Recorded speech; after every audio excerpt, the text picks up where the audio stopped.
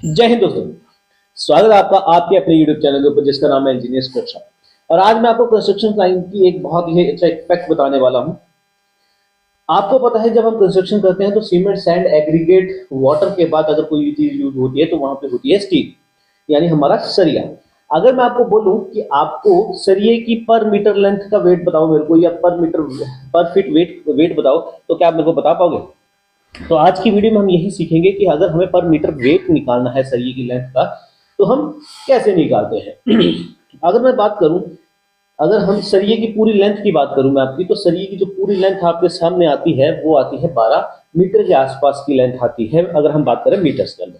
अगर यही बात मैं फीट के अंदर करूं तो ये 39 फीट यानी 39 फीट के आसपास, अप्रोक्सीमेटली 39 फीट के आसपास प्लस माइनस ये सामने आती है फीट में अंदर, यानी 40 फीट से 1 फीट कम। अगर आपको पर मीटर के हिसाब से वेट निकालना है सरिया का, तो सरिये का डायामीटर इसके लिए सबसे ज्यादा इंपॉर्टेंट फैक्टर है। कैसे है? सरिये का जो डायामीटर है वो डिफरेंट डिफरेंट डायामीटर आते हैं, जैसे 5 का आता है, 8 का आता है, 10 का आता है, 12 का आता है, 16 का आता है। ठीक है, इसी तरह से अलग अलग डायामीटर्स यानी 42 mm तक के डायामीटर्स इसके पास आते हैं। ठीक है, तो जब हम लेंथ निकालते हैं, लेंथ का वेट निकालते हैं, तो ये डायमीटर्स एक क्रूशियल रोल या मेजर रोल प्ले करते हैं। कैसे प्ले करते हैं? तो इसके लिए हमें एक फॉर्मूला दिया गया है। क्या फॉर्मूला है? जब पहला केस है हमारे पास मीटर का। मीटर की अगर मैं बात करूं तो हमारे पास एक फॉर्मूला है। क्या है? डी स्केयर, स्क्रीन के ऊपर भी आ रहा है, D square into L upon 162.2। यहाँ पे डी स्क्वायर क्या है? डी है डायामीटर, और डायामीटर को जब हम स्क्वायर कर देंगे, यानी अगर हमें 10 का 10 10 10 mm के सरिये का अगर हमें वेट निकालना है पर मीटर लेंथ में, तो डी स्क्वायर इंटू मतलब 10 इंटू 10 अपॉन इंटू 1 क्या है? लेंथ। लेंथ पर मीटर के हिसाब से, पर मीटर मतलब 1 मीटर की लेंथ का निकालना है, तो एल 1 हो जाएगा अपॉन 62.2। तो जब आप इसको कैलकुलेट करोगे तब जो है वो पर मीटर लेंथ के हिसाब से आपके पास वेट निकल के आएगा।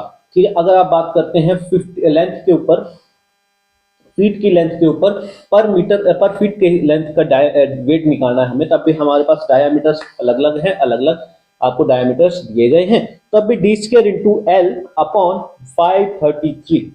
पहले मीटर के केस में था 162.2, यहां पे बन जाता है 533।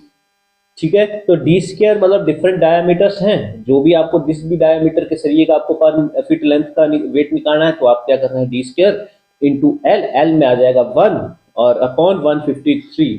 जब इसको कैलकुलेट करोगे आप, तो यहाँ पे जो वेट निकल के आएगा वो वेट होगा किसका? पर फीट लेंथ का वेट होगा। तो आई होप कि आपको ये समझ में आया होगा कि हम पर मीटर लेंथ का वेट कैसे निकालते हैं या पर फीट लेंथ का वेट कैसे निकालते हैं। अगर इसी तरह की अगर आपको इंटरेस्टिंग वीडियोस चाहिए तो आपको इंजीनियर्स कक्षा के यूट्यूब चैनल को सब्सक्राइब करें। मिलते हैं आपसे नेक्स्ट वीडियो में। टिल देन, जय हिंद, जय भारत, जय हिमाचल।